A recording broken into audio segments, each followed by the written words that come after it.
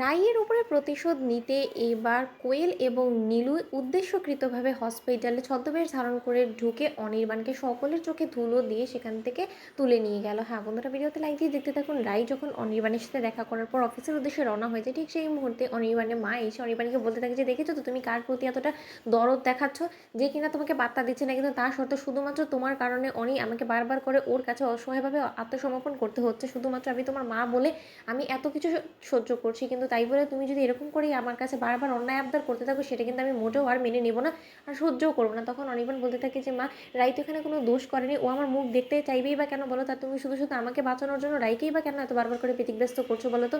ওর কী বা দায়বদ্ধতা আছে এখন আমার প্রতি? কারণ আমার আর ওর তো এখন ডিভোর্স হয়ে গিয়েছে, তাই এখন ওর আমার প্রতি কোনো রকম কোনো দায়িত্ব কর্তব্য নেই, সেটাই তো স্বাভাবিক, তাই না? তুমি, আমি জেদ করেছি বিধায় তুমি জেদটা পূরণ করার জন্য তুমি রায়ের হাতে পায়ে ধরে কেনই বা ওকে বারবার করে জোর করে এখানে আনলে বলো তো? তখন এই কথা বলা মাত্র অনির্বাণের মা যখন সেখান থেকে বাড়ি ফিরে আসে কিছুক্ষণের জন্য, ঠিক সেই সুযোগটাকে কাজে লাগিয়ে নীলু এবং কোয়েল হসপিটালে ঢুকে পড়ে। আর নীলুকে কোয়েল বলতে থাকে যে এবার রেডি আছো তো? তখন কোয়েল বলতে থাকে যে একদম রেডি আছি, কারণ আমি তো ভুলে যাইনি যে রাই আমার এঙ্গেজমেন্টের দিন ঢুকে আমাকে গোটা লোকেদের সামনে কী পরিমাণে ইনসাল্ট করেছিল, সকলের সামনে আমাকে অপদস্থ করেছে। সেই প্রতিশোধটা অবশ্যই রায়ের কাছ থেকে নিতে হবে। রায়ের কাছ থেকে প্রতিশোধ নেওয়ার একটা মাত্র উপায় আছে, সেটা হলো কি ওর ভালোবাসার মানুষটাকে ওর কাছ থেকে চিরতরে কেড়ে নেওয়া। আর অনির্বাণকে তো আমি আর কোনোদিনও আমার নিজের কাছ থেকে আলাদা করতে পারবো না, তাই ওকে যদি আমি নিজের কাছে রাখতে পারি, এর থেকে বড় কিছু তো আমার জন্য হতে পারে না, তাই না? কারণ ওই আমার শেষ সম্বল বলে কথা এখন, কারণ ও আমার পাশে যতদিন থাকবে ততদিন পর্যন্ত আমার খুব ভালো করে জানা আছে যে আমার মাথার উপরে একটা ছায়া বটগাছ থাকবে।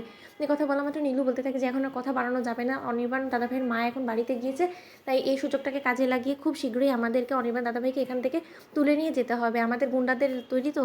তখন কথা বলা মাত্র কোয়েল বলতে থাকে যে হ্যাঁ, গুন্ডারা তৈরি আছে, আমাদের শুধু একটা ইশারায় ওরা এই সব কাজ করে দিবে। অন্যদিকে গুন্ডাদেরকে ইশারা করা মাত্রই যখন গুন্ডারা ওয়ার্ড বয়ের ছদ্মবেশ ধারণ করে ঘুমন্ত অবস্থায় অনির্বাণকে সেখান থেকে অচেতন করে তুলে নিয়ে যায়। আর নীলু বলতে থাকে যে কোয়েল, আমাদের কাজ হয়ে গিয়েছে, এবার বাকিটুকু তোমাকে সামলে নিতে হবে।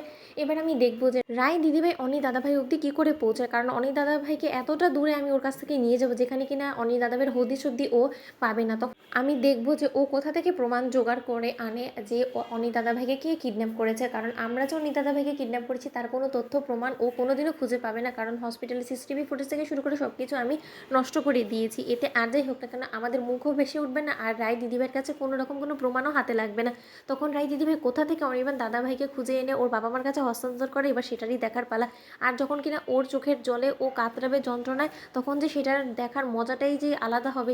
এবার যখন অনি দাদাভাইকে গুম করার পেছনে রায় দিদিভাইকে দোষারোপ করে ওকে হাজতবাস করানো হবে না, সেটা দেখে যে আমার কি মজা লাগবে কি আর বলবো কোয়েল। তো বন্ধুরা, ভিডিওটি ভালো লাগলে লাইক এবং শেয়ার করে সাবস্ক্রাইব করতে ভুলো না।